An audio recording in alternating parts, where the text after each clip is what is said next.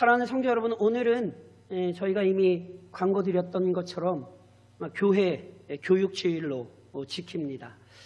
지난 가정주일을 지키면서 저랑 어떤 말씀을 살펴보셨냐면, 하나님께서 세상을 창조하실 때, 또한 인간을 창조하실 때 가정을 세우셨다, 이 말씀을 드렸지요.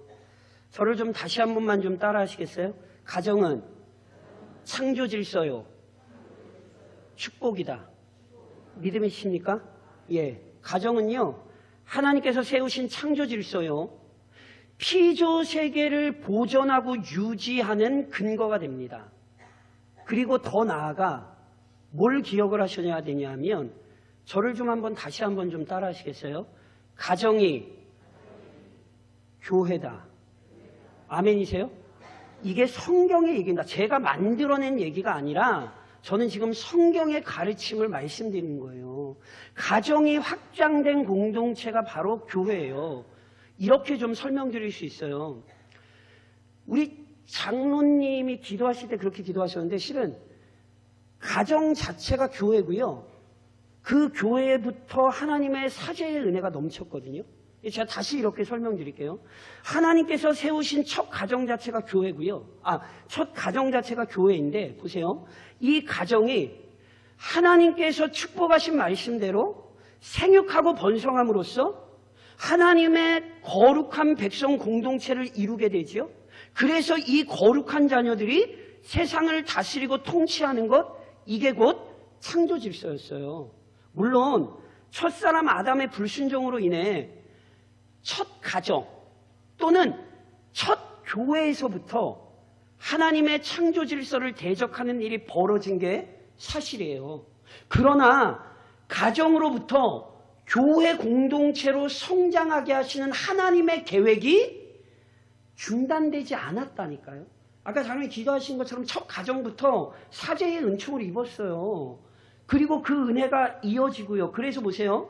가정으로부터 하나님의 백성 공동체, 즉 교회가 되는 역사를 잘 입증한 것이 우선은 구약에 나온 이스라엘 백성의 역사예요. 하나님께서 아브라함을 불러 자기 백성을 삼으시는 언약을 맺으셨죠. 그리고 그와 맺으신 언약이 그의 후손에게로 이어지게 하셨잖아요. 이게 다른 게 아니에요. 신약적인 용어로 바꾸면 이게 곧 교회라고요. 게다가 성경은 분명히 처음부터 아브라함의 후손, 즉 육신적으로 유대인에게만 교회가 적용된다, 성경은 이렇게 가르치지 않았어요. 기억하세요? 하나님께서 아브라함 부르시며 어떤 약속을 하셨어요? 땅의 모든 족속이, 즉 만민이 너로 말미암아 복을 얻을 것이다 말씀하셨잖아요. 그래서 하나님께서 주신 구원의 복이 유대인들에게만 머물지 않았다니까요. 이미 구약 성경에 잘 아시는 것처럼 라합, 룻, 기타 등등 많은 이방인들이 아브라함 언약 공동체, 신약적 의미로 교회에 동참했죠. 실은 사도행전에서, 주일날 오전에 하는 사도행전에서 저랑 그 사실을 살펴보시잖아요. 오순절 성령 강림 사건으로 뭐가 분명해졌어요? 사도들이, 제자들이 성령의 충만함을 받아 만국의 언어로, 온 족속의 언어로 하나님의 큰일, 즉 그리스도 안에서 이루어진 구원의 은혜를 선포하여 그들이 어디로 모였어요? 하나님의 교회로 모였잖아요. 그러니까 보세요. 하나님은 처음부터 이 땅에 교회를 세우신 거고요, 동시에 가정을 세우신 거고요, 그 가정이 확장된 공동체가 교회라는 사실을 잊으시면 안 돼요. 그래서 교회의 가장 좋은 선한 모습은 가정과 같은 교회예요.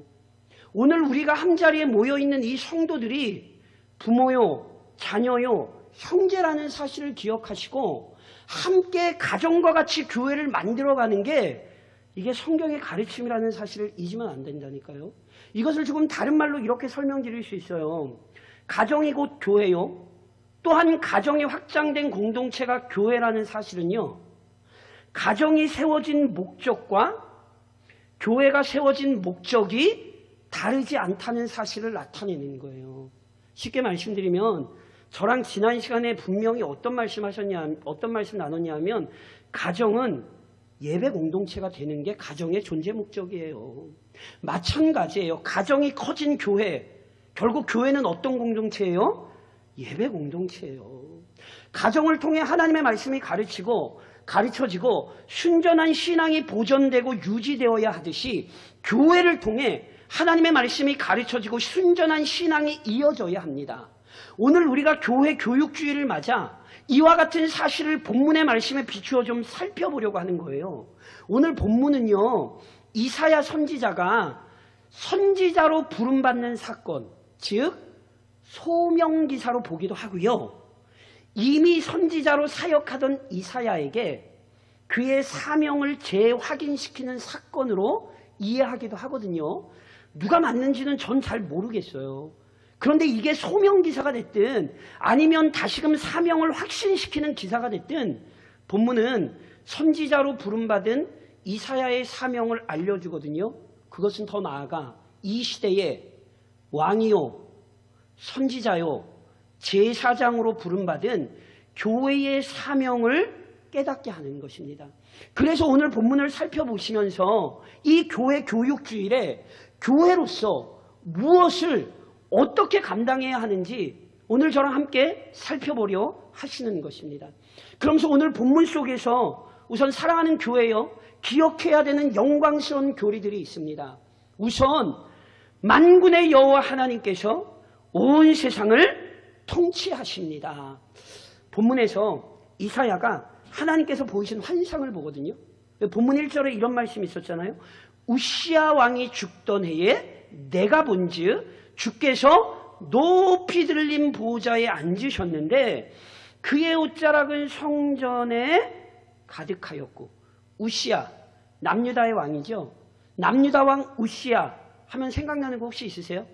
이 우시야가요, 제사장만이 할 수 있는 분향을 자신이 하려 했던 교만 때문에 하나님의 징벌을 받아 문둥병이 걸렸던 사람으로 그렇게 좀 잘 알려져 있죠. 실은 우시야가 이처럼 어리석은 일을 저지르기도 했어요. 근데 우시야는 성경에 보면요, 전반적으로 선한 왕으로 평가받았던 사람 중 하나입니다. 그래서 역대하 26장에 보시면 우시야에 대해 이런 기록이 있어요. 우시야가 그의 아버지 아마샤의 모든 행위대로 여호와 보시기에 정직하게 행하며 하나님의 묵시를 밝히 아는 스가랴가 사는 날에 하나님을 찾았고, 그가 여호와를 찾을 동안에는 하나님이 형통하게 하셨더라. 우시야가요, 그래도 선한 왕 중에 한 사람이었고 그렇게 하나님을 열심으로 찾았기 때문에 우시야 당시에 남유다는 강성했고요, 경제 상황도 그리 나쁘지 않았습니다. 물론 겉으로 드러난 이런 안정과 풍요와는 달리 남유다 백성의 영적 사태는 실은 그때 이미 아주 위험했어요. 그래서 선지자들의 메시지, 예를 들면 이사야나 미가 등의 메시지를 살펴보면 당시 남유다의 우상 숭배와 사회적 불의가 널리 퍼져 있다는 사실을 알 수 있거든요. 그러니까 이런 의미에서 실은 어찌됐건 선한 길에 주의했던 이 우시야의 죽음은요, 신실한 자들에게는 실은 큰 안타까움이 될 수밖에 없었습니다. 또한 선한 통치가 계속 이어지지 못할지 모른다는 이 불안한 마음도 생길 수밖에 없거든요. 실제로 우시야 다음이 요담이고요, 요담 다음이 우시야의 손자가 아하스라고 하는 굉장히 악한 왕이 등장했어요. 그러니까 실제로 우시야가 죽을 때에 믿음의 사람들은 안타까움과 불안한 마음을 실은 가지고 있었거든요. 그런데 그때 이사야가 환상을 보는 거예요. 어떤 환상이요? 하나님께서 높이 들린 보좌에 앉아 계시죠.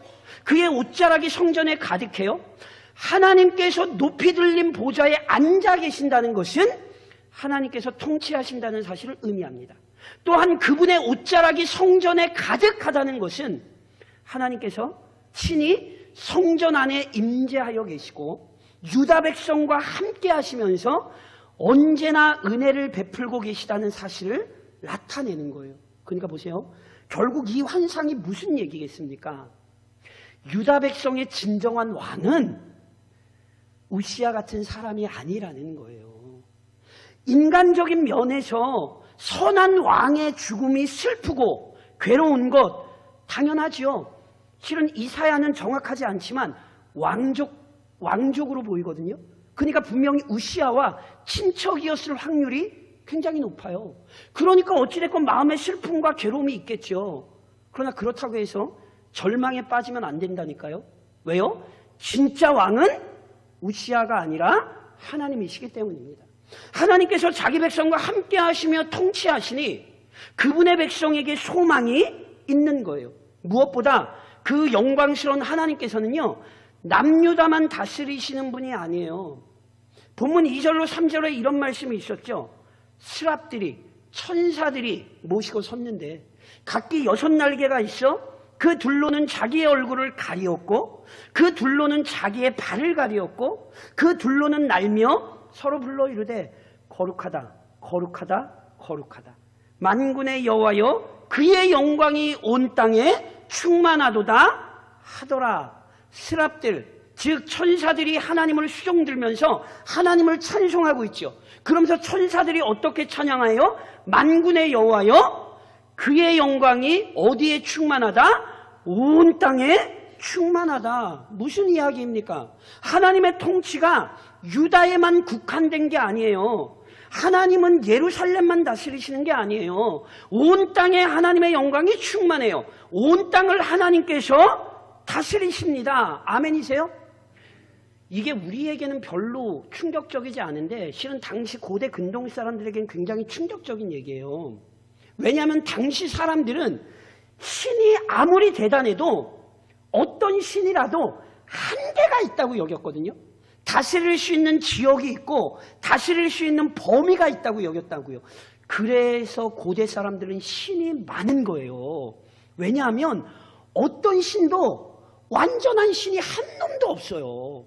그래서 그 다양한 신이 나오는 게 그래서 나오는 거예요. 그런데 한낱 우상과는 달리 하나님은 어떤 분이세요? 만군의 여호와예요. 그는 온 땅과 온 열방을 다스리시며 온 피조물을 통치하시는 분이라고요. 그래서 실제로 이사야가 이 환상만 보는 게 아니에요.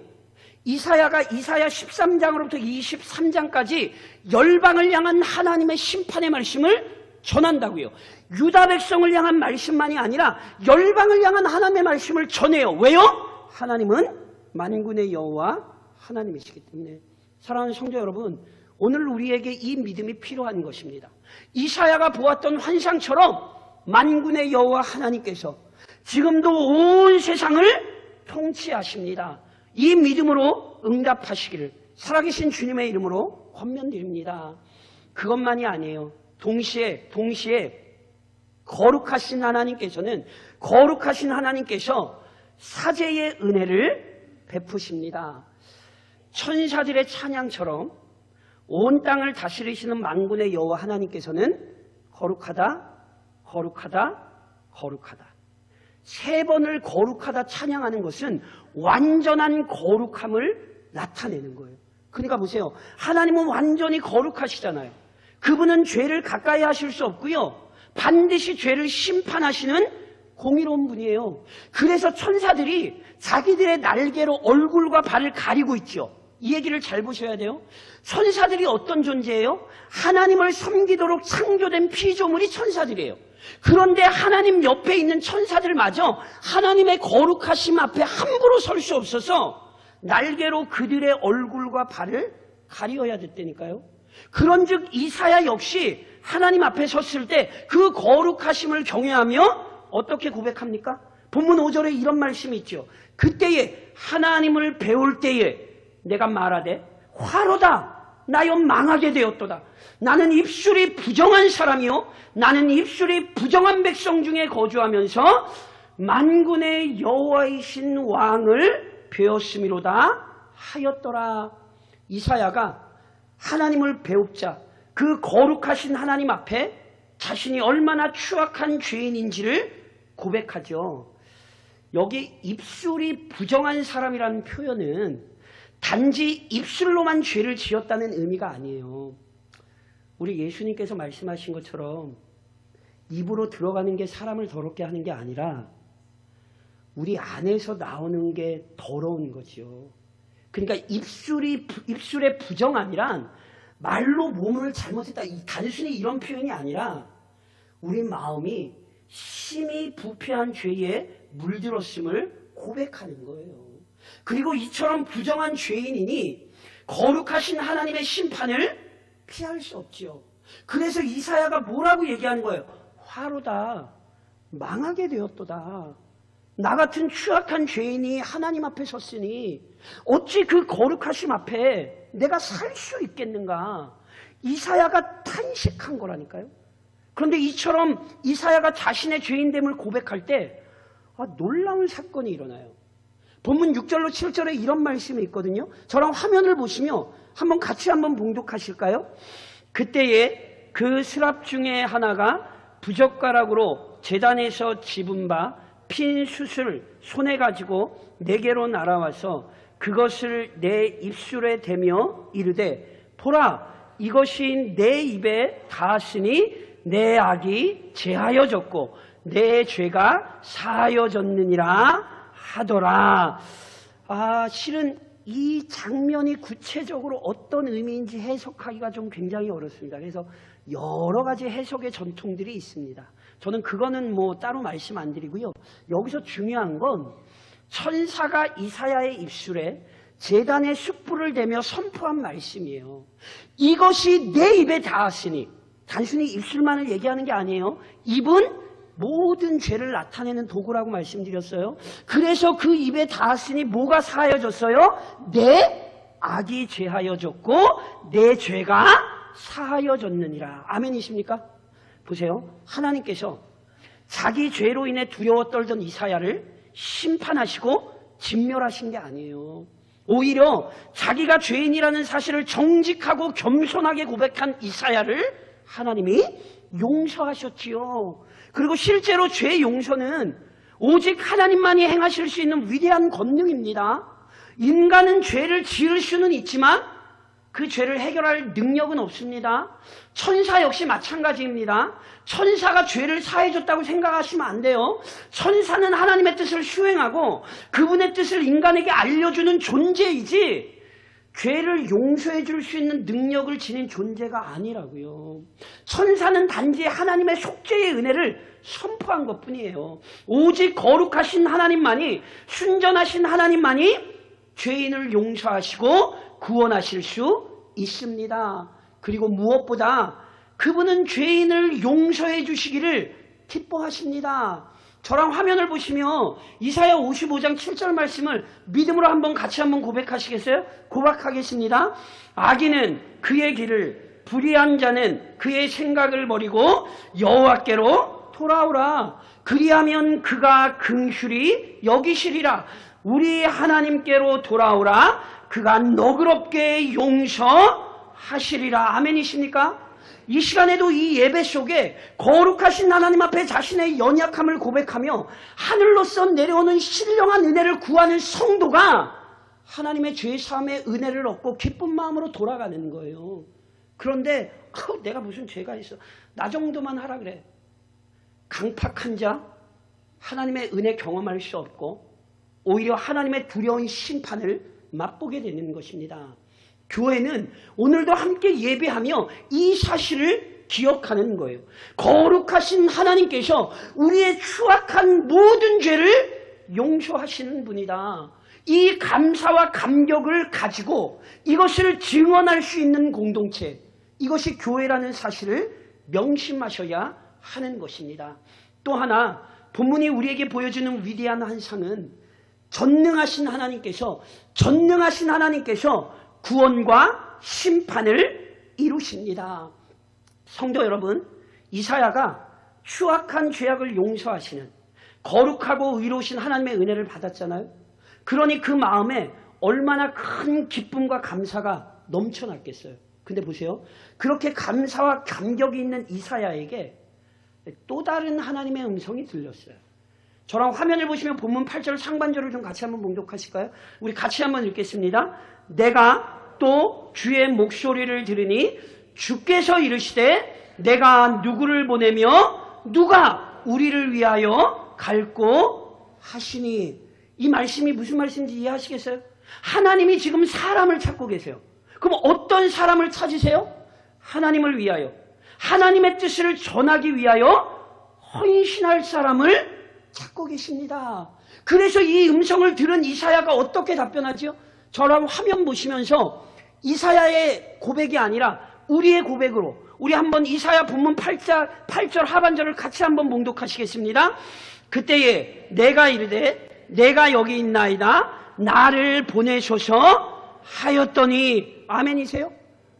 이사야는 만군의 여호와 하나님께서 온 세상을 통치하신다는 사실을 보았죠. 또한 그 거룩하신 하나님께서 자신에게 허락하신 사제의 은혜를 입었어요. 그래서 이사야는 잠잠할 수 없었어요. 하나님께서 헌신자를 찾는다고 하시니 이사야는 주여 나를 보내셔서 헌신을 결단하고 하나님 앞에 그 믿음을 고백하는 거예요. 그런데 그때 이사야가 헌신을 결단하자 하나님께서 이사야에게 그가 감당해야 할 사명을 알려주시거든요. 그게 본문 9절로 10절에 이렇게 기록이 돼요. 여호와께서 이르시되 가서 이 백성 남유다 백성에게 이르기를 너희가 듣기는 들어도 깨닫지 못할 것이요 보기는 보아도 알지 못하리라 하여 이 백성의 마음을 둔하게 하며 그들의 귀가 막히고 그들의 눈이 감기게 하라. 염려하건대 그들이 눈으로 보고 귀로 듣고 마음으로 깨닫고 다시 돌아와 고침을 받을까 하노라 하시기로. 본문 말씀을 잘 보셔야 돼요. 이사야가 하나님의 명령을 받아 하나님의 말씀을 받아 남유다 백성들에게 가서 그 백성들에게 하나님의 말씀을 전해요. 그러면 그 백성들이 하나님의 말씀을 믿는데요, 안 믿는데요? 지금 무슨 말씀인지 이해하시겠어요? 오히려 이사야가 그 말씀을 전하면 백성들의 귀가 닫히고 백성들의 눈이 감겨요. 그 말씀을 깨닫고 이해하는 게 아니라 오히려 그 말씀을 거부해요. 이게 무슨 의미인가를 기억하셔야 돼요. 이 말씀은 죄가 인간에게 초래한 비참한 결과를 밝히 드러내는 거예요. 다시 설명드릴까요? 죄인은 하나님의 말씀을 받을 능력이 없습니다. 그래서 결국은 심판을 자초하는 거예요. 제가 누누이 말씀드리죠. 목사가 강단에 서서 설교할 때 성도들에게 은혜가 되기를 바라지, 아니 어떤 목사가 설교를 하면서 오늘은 은혜 받으면 안 되는데, 아니 그렇게 생각하는 목사가 어디 있겠냔 말이에요.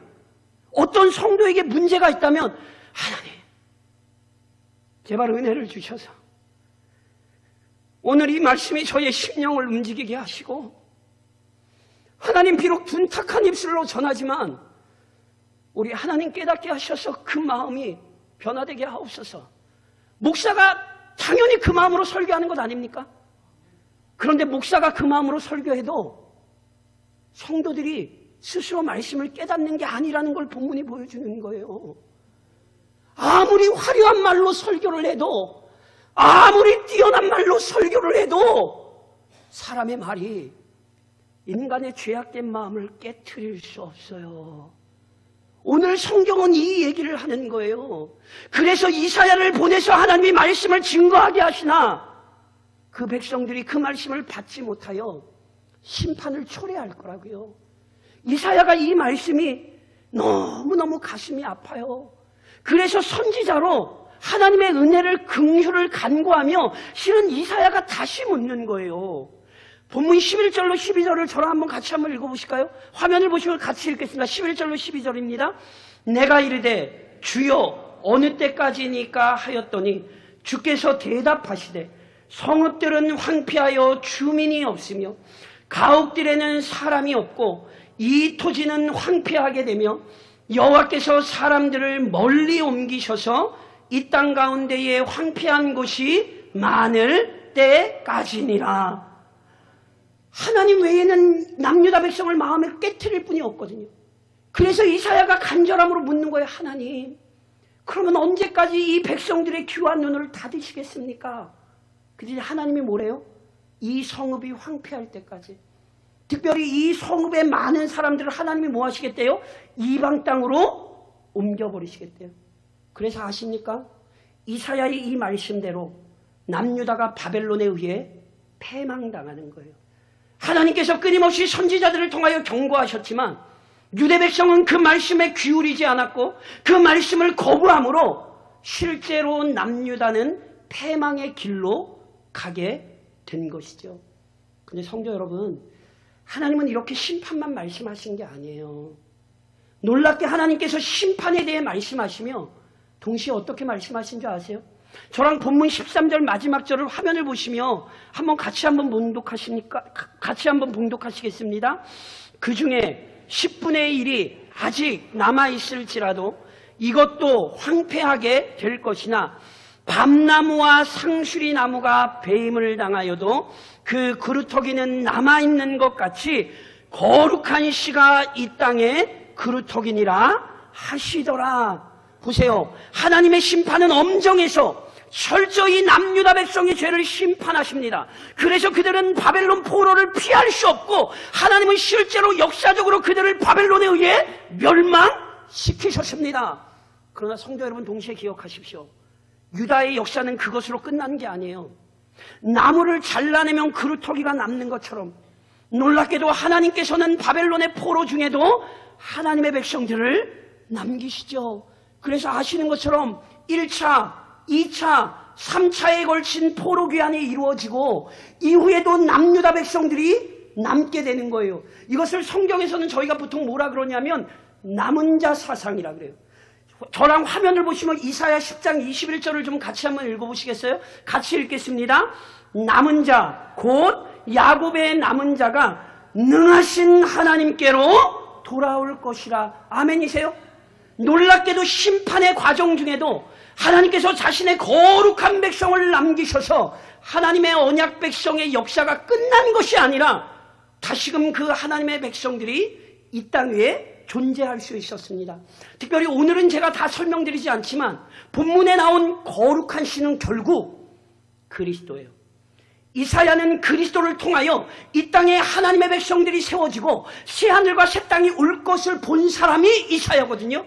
그래서 그 거룩한 씨 그리스도로 말미암아 이 땅에 하나님의 백성들을 이 땅에 그루터기가 남게 될 역사를 이사야가 예언했고 오늘도 그 역사가 이어지고 있다는 사실을 명심하셔야 하는 것입니다. 그런즉 사랑하는 성도 여러분, 오늘도 본문의 교리에 근거하여 적용하며 권면합니다. 사랑하는 교회여, 하나님의 부르심에 즉각적이고 철저히 응답하십시오. 성도 여러분, 하나님께서는 만물의 창조주요 통치자로서 자기 뜻에 따라 이 세상을 다스리십니다.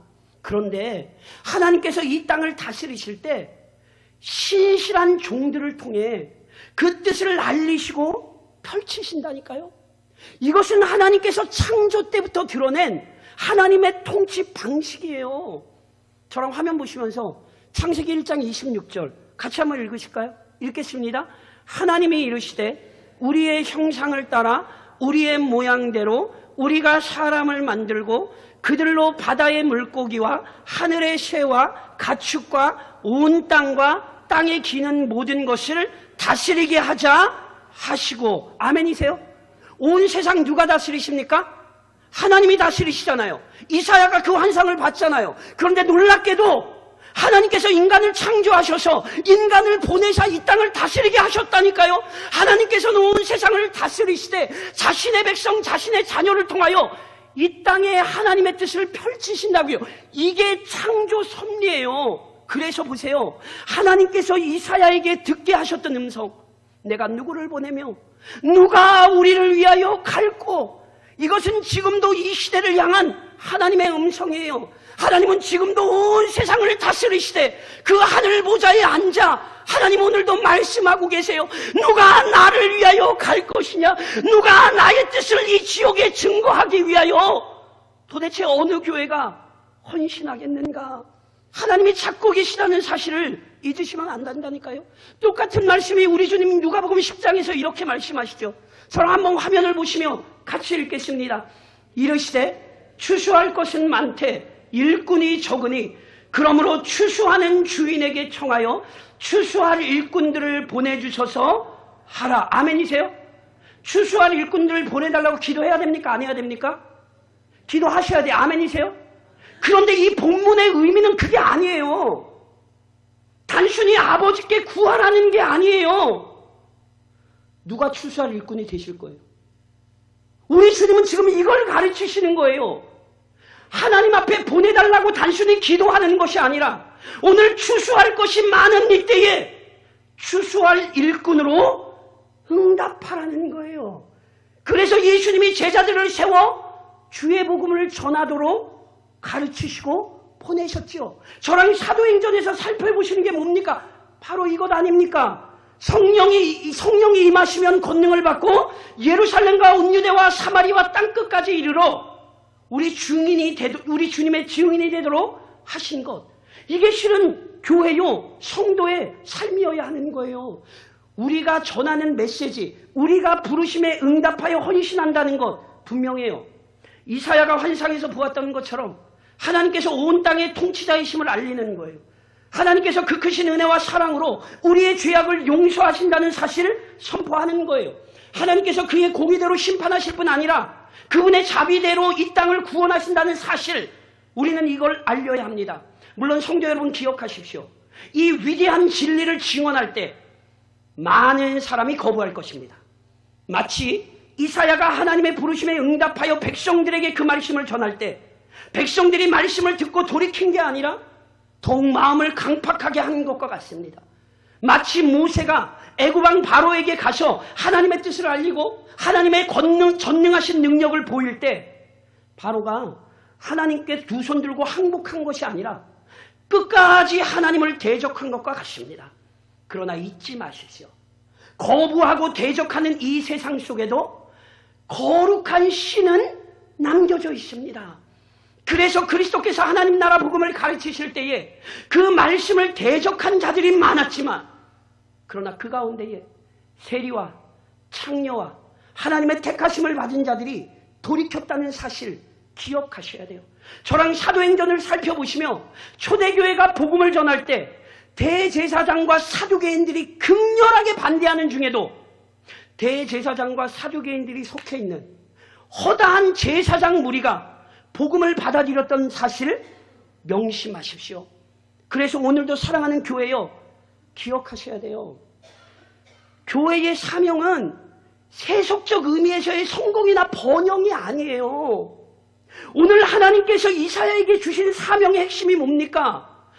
거룩한 씨를 남기는 거예요. 남은 자를 찾아내는 거예요. 숨겨진 하나님의 자녀들이 이어지게 하는 거예요. 우리는 넓은 길을 가는 사람들이 아니라 좁은 길을 가는 사람들이라는 사실을 잊으시면 안 된다니까요. 그래서 이 일을 위해 기도하셔야 돼요. 교회 학교는 몇 명이 모이느냐에 달려있는 것이 아닙니다. 교회 학교의 영광스러움은 비록 한 명의 자녀라도 거룩한 씨를 남기는 것입니다. 이 땅에 거룩한 하나님의 자녀들, 그루터기와 같은 이 땅의 백성들을 남겨서 예수 그리스도 재림하실 그날까지 이 지역의 하나님의 교회, 영광스러운 교회, 위대한 교리를 지키는 교회를, 순전한 신부를 남기는 것, 이것이 오늘 우리의 사명이라는 사실을 잊으시면 안 된다고요. 그래서 제가 오늘 오전에 교회 학교에서 설명하면서도 제가 그런 설교했어요. 교사들 다른 거 가르치면 안 돼요. 교사의 사명은 영광스러운 하나님 나라의 말씀을 가르치는 것이지, 교사가 세상에 헛된 것 가르치면 교사면 안 돼요. 목사가 강단에 서서 세상 것 가르치는 것 용납할 수 있으세요? 마찬가지예요.